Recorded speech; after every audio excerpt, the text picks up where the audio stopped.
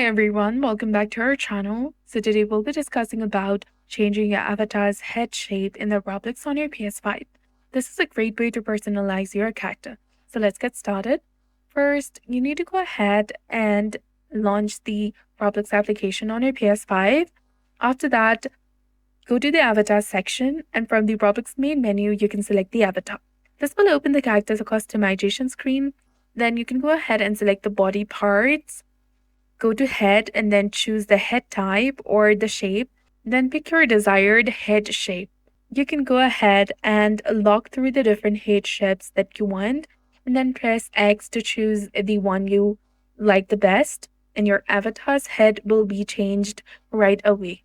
Likewise, you can also change the gender of your avatar by going to the settings and at last press the circle button or back to go back to the main menu. Your new avatar head shape will be now active in the game. So that's it for this video. I hope you found this helpful. If you did, please like, share, and subscribe. Thanks for watching. We'll see you again in the next one.